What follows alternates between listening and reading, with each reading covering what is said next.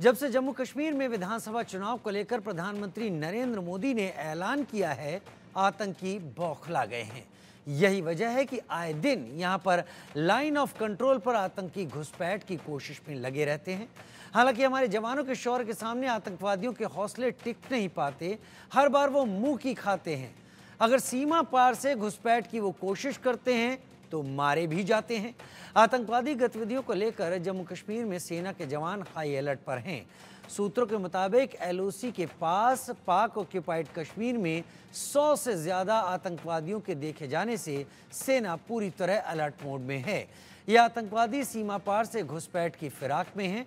इसको लेकर बाकायदा राजौरी के सुंदरबनी में सुरक्षा बलों का तलाशी अभियान भी जारी है। इसके साथ ही भट्टल सेक्टर में आतंकवादियों को लेकर सुरक्षा बल अब अलर्ट मोड में आ गए हैं, जहां पर आतंकवादियों के देखे जाने की बात सामने आई थी।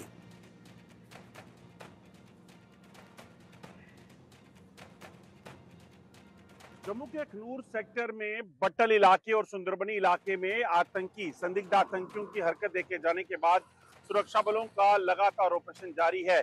आप देखेंगे ये इस समय हम कालीधार रेंज के इलाके में हैं और यहाँ पर अगर आप देखें तो लगातार सुरक्षा बलों का सर्च ऑपरेशन जो है इस पूरे इलाके में चल रहा है। दरअसल आप देखें तो ये घने जंगल का इलाका है और ये कालीधार जो है ये भट्टल और सुंदरबनी के बीच के जो इलाके हैं उनको जोड़ती है और इस चीज की आशंका है कि यहीं से अगर ये आतंकी घुसपैठ करके आए हैं तो यकीनन इन्हीं घने जंगलों में कहीं आग लेकर यहाँ छुपकर बैठे होंगे। अगर आप देखेंगे तो यहाँ से नीचे कुछ ही दूरी पर घने जंगलों के भीतर क्या चल रहा है ये बिल्कुल भी आप महसूस नहीं कर पाएंगे। तो इन्हीं जंगलों का फायदा उठाकर ये आतंकी जो हैं अलग अलग इलाकों में छुपे रहते हैं और जब इनको इशारा होता है तब ये आतंकी हमलों को अंजाम देते हैं।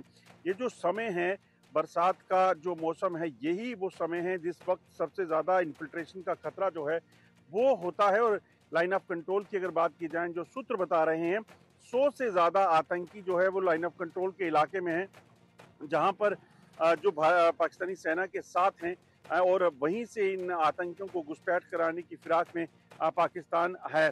और इसी लिए पूरे इलाके में जो इस वक्त जो है वो अलर्ट घोषित किया गया है ताकि किसी भी तरीके से जंगल में छुपे आतंकी जो हैं उनका सफाया किया जा सके।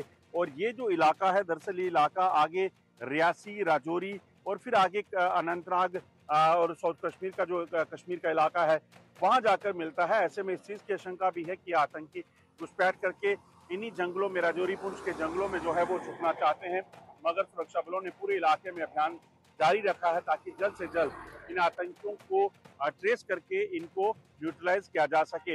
हालांकि भट्टल और सुंदरबनी में जो सर्च थी वो वहां पर कंप्लीट हुई है, मगर आशंका इस चीज की है कि जंगल के सहारा लेके आतंकी जो हैं वो अलग अलग इलाकों में छुपे हैं और जैसे पहले यात्री बस को निशाना बनाया, सिविलियन को निशाना बनाया, यहाँ सुरक्षा बलों के जवानों को निशाना बनाया, ऐसा कोई प्रयास जो है वो कर सकते हैं, जिसे लेकर सुरक्षा बलों ने पूरे इलाके में अलर्ट घोषित किया है।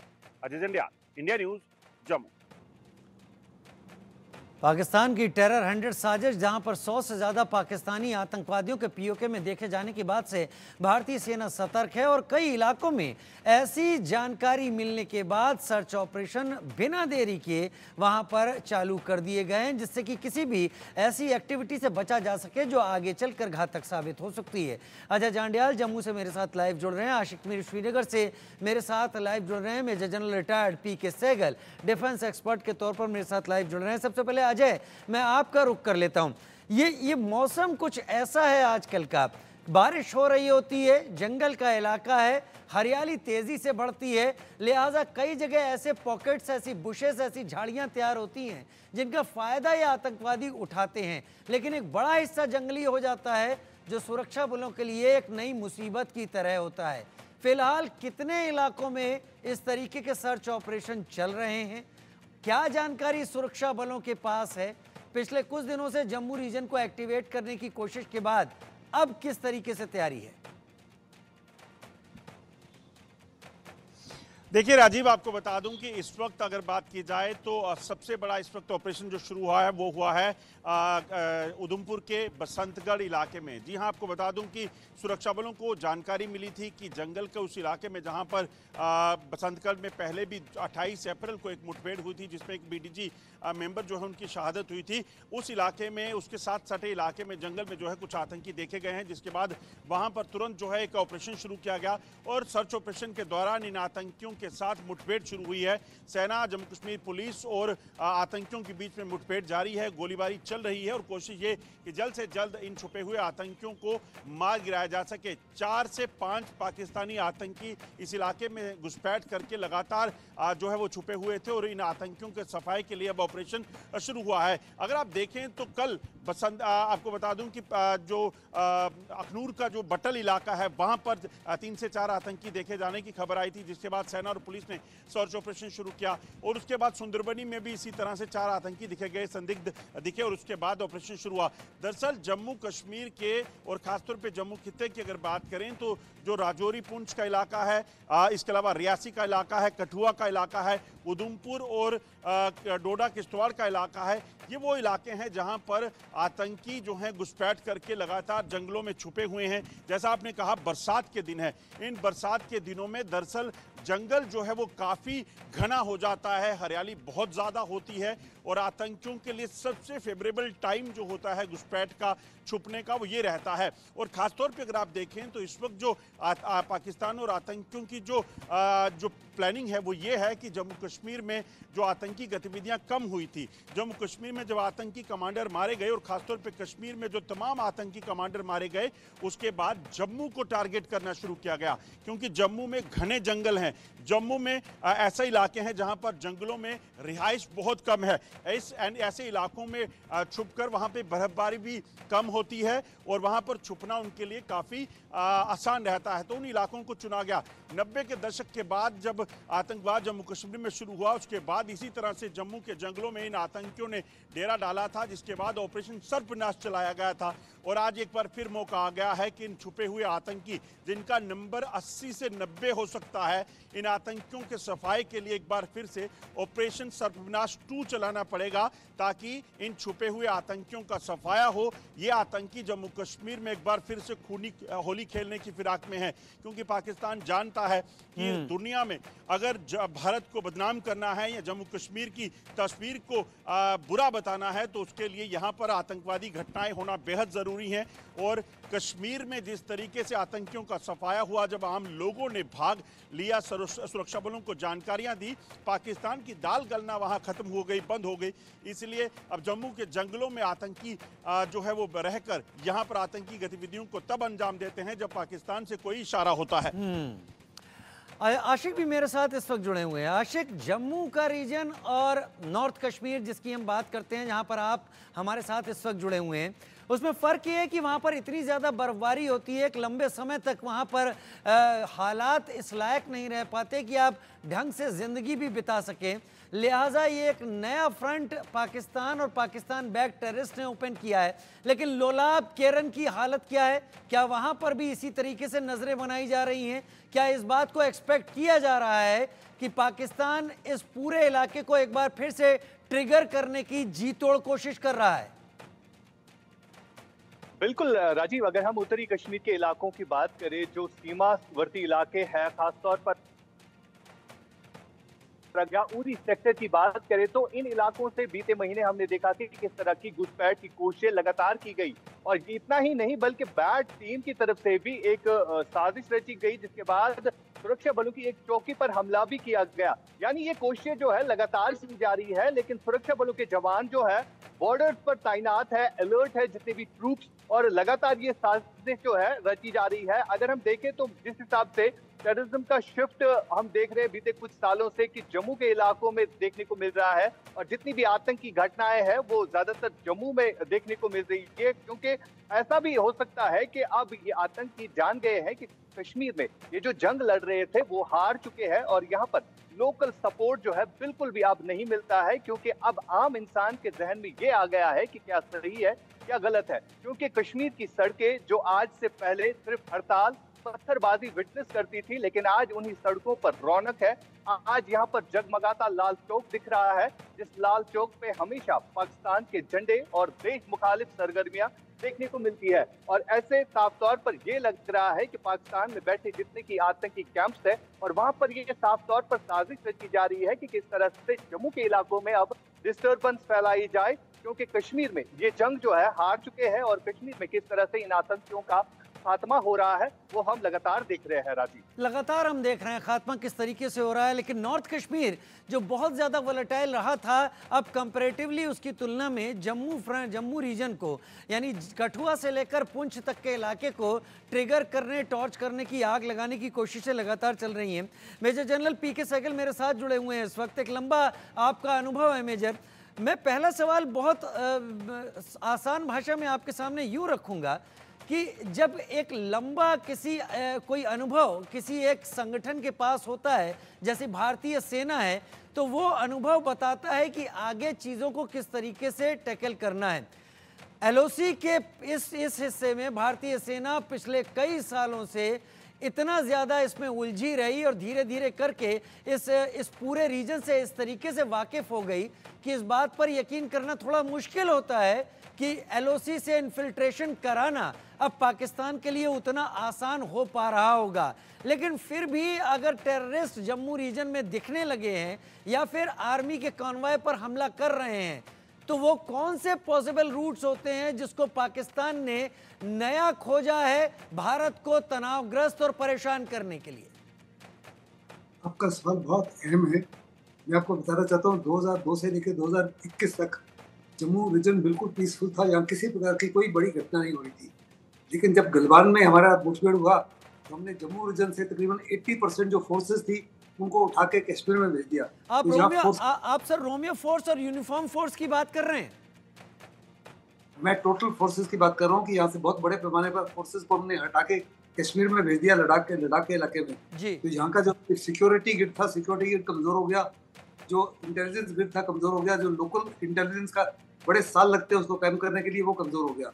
उसका फायदा पाकिस्तान ने उठाया है। जहाँ तक कश्मीर का ताल्लुक है, 5 जगह से बड़ी घुसपैठ हो सकती थी। वन वॉज गुरेज एरिया, दूसरा तंगदार का एरिया, तीसरा उरी का एरिया, चौथा था रजौरी पुंछ का, फिर ये 5वां था सांबा कठुआ और उसके नीचे गुरदासपुर का। मैं वहाँ 4 साल हेलीकॉप्टर यूनिट कमांडर रह चुका हूँ और रिटायरमेंट के बाद भी मैं उन इलाकों में बार बार जाता रहा हूँ जहाँ आज रिश्ते भी जाने के लिए घबराते हैं। पुलवामा में, शोपिया में, कुलगाम में, अनंतनाग में हम काफ़ी से ज़्यादा सक्षम हैं।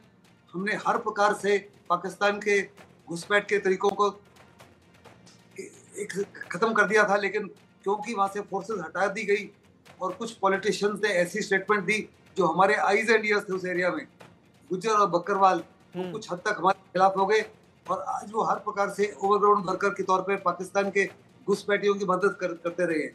उनको शह देते हैं, उनको लॉजिस्टिक सपोर्ट देते हैं, उनके बदले में रिकॉनेसेंस करते हैं, वो हमला करने के बाद उनको छुपने का रास्ता बताते हैं। आज उनके खिलाफ भी कार्रवाई शुरू हो गई है, उनको भी चला जा रहा है। फिर कुछ गवर्नमेंट में कुछ ऐसे ऑफिशियल थे और पुलिस में कुछ ऐसे ऑफिशियल थे जिनकी सहानुभूति और सिंपैथी मिलिटेंट्स के साथ थी, उनको भी पहचान के डिसमिस किया जा रहा है। हिंदुस्तान ने बड़े पैमाने पर एक किस्म से दोबारा ऑपरेशन जारी किया है और मुझे यकीन है कि आज पाकिस्तान ने जो कर लिया है सो कर लिया है। अभी बड़े पैमाने पर कुछ बड़ी साजिश को अंजाम नहीं दे पाएगा। पाकिस्तान काफ़ी ज़्यादा बुखलाया हुआ है क्योंकि हमने G20 वहाँ सक्सेसफुल की। कश्मीर में जो इलेक्शन हुई रिकॉर्ड मतदान हुआ। अभी सितंबर के महीने में दोबारा इलेक्शन होने की संभावना है। पाकिस्तान चाहता है कि बड़े पैमाने पर कुछ ना कुछ वहाँ कार्रवाई करे ताकि दुनिया के सामने ये रख सके, दुनिया का मीडिया का अटेंशन ड्रॉ कर सके। दुनिया का अटेंशन होगा इलेक्शन के समय, लीडर्स आएंगे कई पार्टीज के वहाँ पे, उनको निशाना बना सके। और ऑन गोइंग अमरनाथ यात्रा है, उसके बावजूद भी पाकिस्तान में गारंटी करता हूँ कुछ नहीं कर पाएगा। जिस माफिक हमने G20 सक्सेसफुल की, जिस माफिक कश्मीर इलेक्शन सक्सेसफुल की, जिस माफिक अमरनाथ यात्रा सक्सेसफुल है, हर साल होती रही है, उसी माफिक ये तमाम इलाके को भी सुरक्षित कर लिया जाएगा।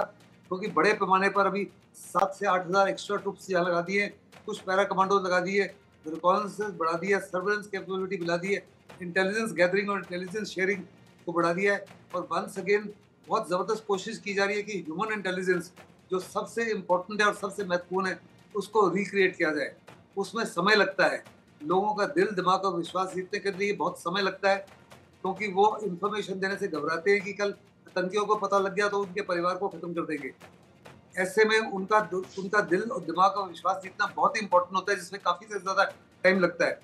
वो सारी चीजें जो है for the time being compromise हो गई थी जब हमने फोर्सेस को यहाँ से हटा दिया। अभी हम दोबारा इस एरिया में उसी माफी का ग्रिड एस्टेब्लिश कर रहे हैं जो पहले था, और मैं यकीन दिलाता हूँ कि जम्मू उसी माफिक शांत हो जाएगा अगले कुछ हफ्तों में या कुछ महीनों में, जैसे पहले था। 2002 से लेके, अगर आपको याद होगा कि लोकसभा में कश्मीर की इलेक्शन से पहले हमारे होम मिनिस्टर ने ये कह दिया था कि वो इलाका इतना शांत है कि वहां से हम हर प्रकार से सेना को हटा देंगे और ये इलाका पूरा का पूरा जम्मू कश्मीर पुलिस के हवाले कर देंगे। प्रीमेच्योरली खुश हो चुके थे, लेकिन पाकिस्तान ने ये तमाम स्थिति का फायदा उठाया और इस माफी की कार्रवाई की। यस, जो मानसून का सीजन होता है, मानसून का सीजन बहुत ही फायदेमंद होता है, क्योंकि वहाँ फास्ट फ्लोइंग रिवर्स हैं, फास्ट फ्लोइंग नालाज हैं, बहुत बड़े सरकंडे पैदा हो जाते हैं, जंगल घने हैं, केव्स हैं, वहाँ पे टोपोलॉजिकल फायदे उसको हैं, और वहाँ से आप ड्रोन्स के माध्यम से, हेलीकॉप्टर्स के माध्यम से, सैटेलाइट्स के माध्यम से उनको पिकअप, उनकी मूवमेंट को पिकअप नहीं कर सकते, और साथ ही साथ उनको बड़े पैमाने पर लोकल सपोर्ट मिल रहा है जो पहले नहीं था। इसके बावजूद आज सेना हमारी काफी सक्षम है। Let's not give Pakistan a capability which he is not capable of. और साथ ही साथ हमने फैसला कर दिया है, मुझे पक्का यकीन है कि सूनर देन लेटर हमारे को उसके जितने भी टेररिस्ट ट्रेनिंग कैंप्स हैं, जिसके टेररिस्ट लॉन्च पैड्स हैं, उनके बारे में पता है। कब कार्रवाई होगी ये तो मैं नहीं जानता, लेकिन जरूर कार्रवाई होगी, क्योंकि इस समय देश को बड़ा गुस्सा है कि 2021 से कम हम 130 अपने जवानों की शहादत दे चुके हैं। पीस टाइम में इस मामले की शहादत अब नहीं चाहिए, एक्सेप्ट करेंगे, और लोग कह रहे हैं कुछ ना कुछ कार्रवाई कीजिए। बिल्कुल उसी माफिक पाकिस्तान को जवाब दीजिए जी, जो आपने उरी के बाद किया और जो पुलवामा के बाद किया, और हम जल्द ही उस माफी की कुछ कार्रवाई करेंगे। कब करेंगे, किस माफी के करेंगे, क्या it be military solution, would it be diplomatic, political, economic or a combination of all these, but यकीनन कुछ ना कुछ किया जाएगा, बड़े पैमाने पर किया जाएगा। मुझे इसमें किसी प्रकार का कोई शक नहीं। मुझे भी इसमें कोई शक नहीं है, और मुझे पता है कि आप जैसे सीनियर जनरल्स इन बातों को, अपने शब्दों को बड़ा चुनकर सेलेक्ट करते हैं, तब सामने रखते हैं, क्योंकि उसके रिपरकशंस बहुत सारे होते हैं। और मैं पाकिस्तान को इतना कैपेबल मानता नहीं, लेकिन पाकिस्तान के पास अगर ये कैपेबिलिटी है तो क्या इसके पीछे चाइना का कोई सपोर्ट है? मैं अजय आपका रुख करूंगा। China support, China made weapons बहुत ज़्यादा पिछले कुछ दिनों में रिकवर भी किए गए हैं। अभी कुल कितने एनकाउंटर चल रहे हैं, कितने टेररिस्ट को ट्रैप किए जाने की अभी सरसरी तौर पर जानकारी आ रही है, और सिक्योरिटी फोर्सेस का क्या कहना है?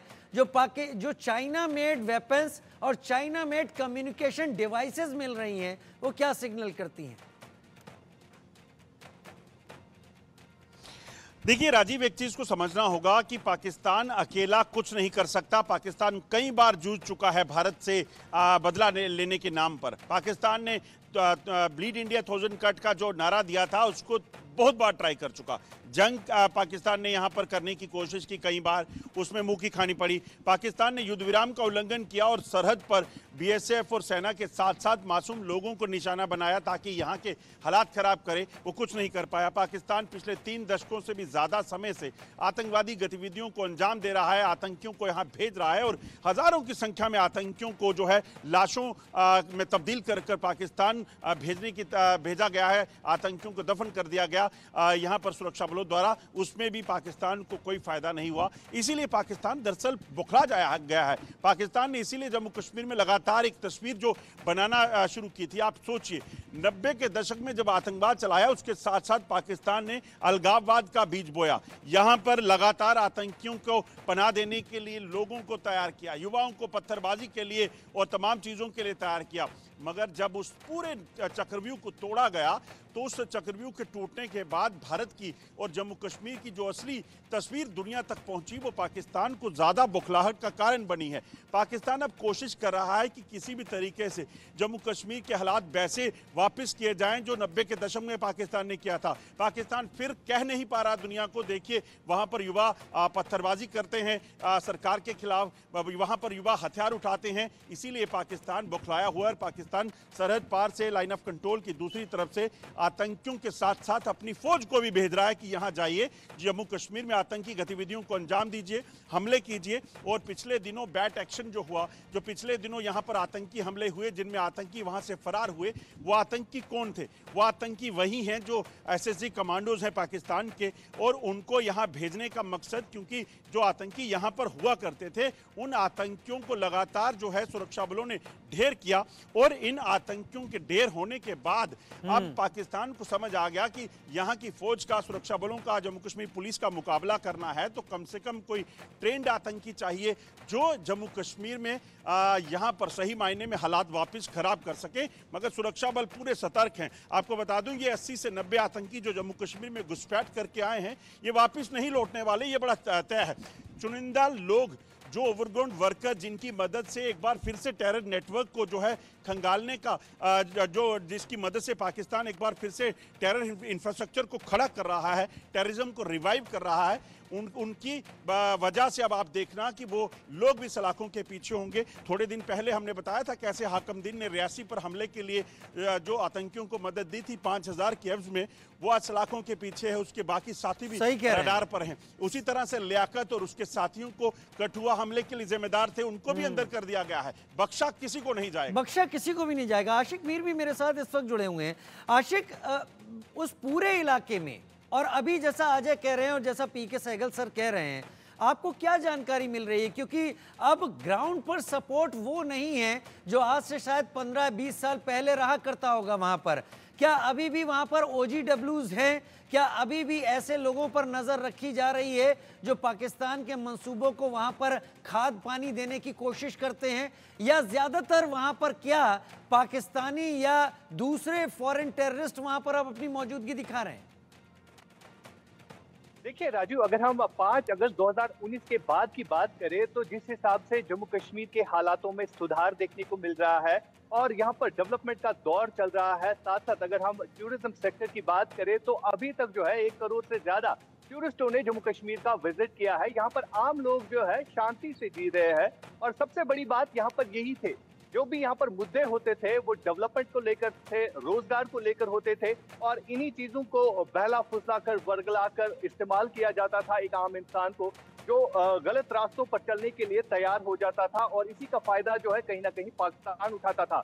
लेकिन जब से यहाँ पर 2019 के बाद हालात बदले हैं तो एक आम इंसान के जहन में ये आ गया है कि क्या सही है क्या गलत है। आप देख रहे होंगे कि जिस हिसाब से लोकल टेररिस्टों की रिक्रूटमेंट हो रही थी वो अब ना के बराबर है, और यही सबसे बड़ा संदेश है कि किस तरह से आज देश का हर एक इंसान के साथ साथ अब आम कश्मीरी भी हाथ में तिरंगा लेकर ये बोल रहा है कि वो भारत के साथ शाना बशाना खड़ा है, और उसको ये कहने में कोई झिझक नहीं है कि हिंदुस्तान हमारा है और हम हिंदुस्तानी है। और लाल चौक पे जिस हिसाब से झंडा, भारत का तिरंगा जो फेर रहा है, जहां पर पाकिस्तान के झंडे आज से पहले फिरते थे, और यहाँ पर अलगाववाद और आतंकवाद का जिस हिसाब से खात्मा हुआ है, हुर्रियत के दफ्तरों में जिस हिसाब से प्लानिंग बनती थी कि किस तरह से यहाँ पर हालातों को खराब किया जाए, आज वही हुर्रियत के दफ्तर जो है वीरानी के मनाज़िर पेश कर रहे हैं, और यही आम इंसान जो है अब खुश नजर आ रहा है। और आशिक को फर्क भी दिख रहा है, जो लाइन ऑफ कंट्रोल के पार दूसरी तरफ लोगों की जिंदगी है